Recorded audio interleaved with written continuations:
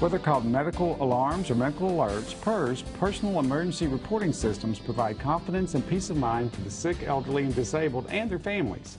As the population has grown older and the cost of assisted living continues to rise, many seniors have discovered that these devices enable them to live independently in their own homes. So here to talk more about this is Steve McNally. Steve, thanks for being here. Thank you for the opportunity, Jeff. Well, we just appreciate you being here, and like I said, many people have seen TV commercials. They've seen the lady on the ground and they've heard something about these type of things. But tell us really, what are these devices and how are they helpful? Well, like you say, most people are familiar with the old, I've fallen and I can't get up. The biggest thing about a PERS device nowadays, Jeff, is it provides that communication link between the client and help, whoever that might be for them, whether it be emergency services or possibly just a neighbor or a loved one. Well, who should consider using one of these? Well, obviously anyone living by themselves find these devices to be very helpful and useful to them. But even a lot of our clientele are very active seniors, people that get out and have just normal daily activities, possibly with a medical history problem in the past. This would also work for someone who lives with family members, say lives with an adult son or daughter who goes to work, for example. So absolutely. They could be sharing a house, but not there at the same time all the time. Exactly. Even many of our seniors that have these devices, you might have an active senior where one loves to be outside in the backyard gardening, has an issue there. They're able to at least get communication with someone, whether it be someone in the house or the monitoring end on as far as the security goes. Well, I know these type of devices were created in the 1970s in Germany, and as you can imagine, a lot of technology has probably changed since that time. Tell us a little bit about the technology that's in use today. I know you brought an example here. I know there are many products out there, but let's talk about technology where we stand today. Absolutely. And as you can imagine, anything in the electronics industry, the technology has come light years. These devices nowadays, number one, they provide two-way communication. Number two, they are, as far as pendants and things, these are waterproof. There can be many additional items that can be connected to them, as far as monitored smoke alarms, monitored CO2 devices.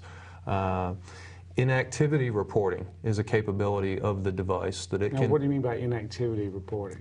Well, the devices can be programmed for different periods of time, whether it be an 8, 10, 12-hour period of time. And if there is not activity sensed within the home, either by the use of a motion sensor, which is a very normal device used, or even by placing sensors on, say, doorways in the home or a refrigerator door.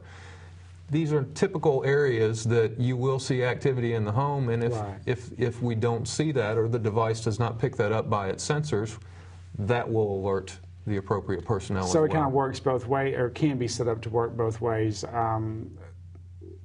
The organization or the person who receives the call could be alerted by someone pushing the button and activating it, or by inactivity in the household. Absolutely. Absolutely. So I believe we've got one of the buttons here. So this is really all that has to be worn by the person, right? Correct, correct. The client has a choice of pendant. That is a pendant with a neck lanyard there, of course.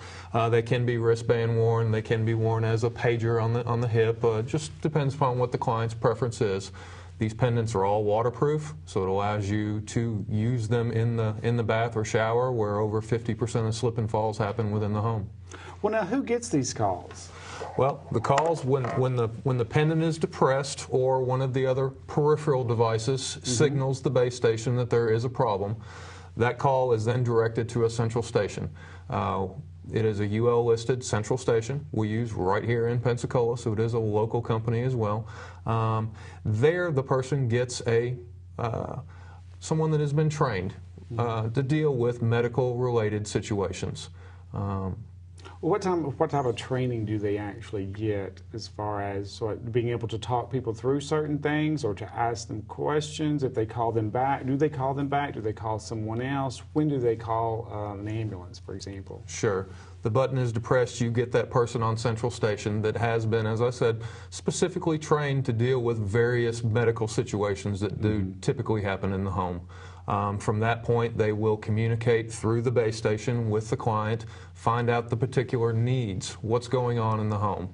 Obviously, if they get no response at all in a situation where maybe someone is slipping and falling and knocked themselves out, emergency services will be dispatched, as well as they will start to go down the list of names that were provided by the client of people to notify in case of an emergency. So they can designate, you know, if you don't hear from me, this is who I think you should call. Absolutely. That person. Okay. Absolutely. Well, obviously the pendant is nice and easy and small. This machine right here doesn't look to take up much more space than a clock radio, so it looks pretty easy to use. Now let's talk about what else is required to make it work. Do you have to have a land telephone line? Yes, a standard hard line coming into the home works best for these types of devices. So a dedicated phone line for the device. Not necessarily a dedicated line, it can be just the normal line coming into the home to use to allow the base station to communicate with that central station. Okay. One question that I have, and that a lot of our viewers may have, are these devices typically covered by insurance or Medicare, Medicaid, that type of thing? Sure. Private care insurance does help with these, as well as short-term and long-term supplemental type policies.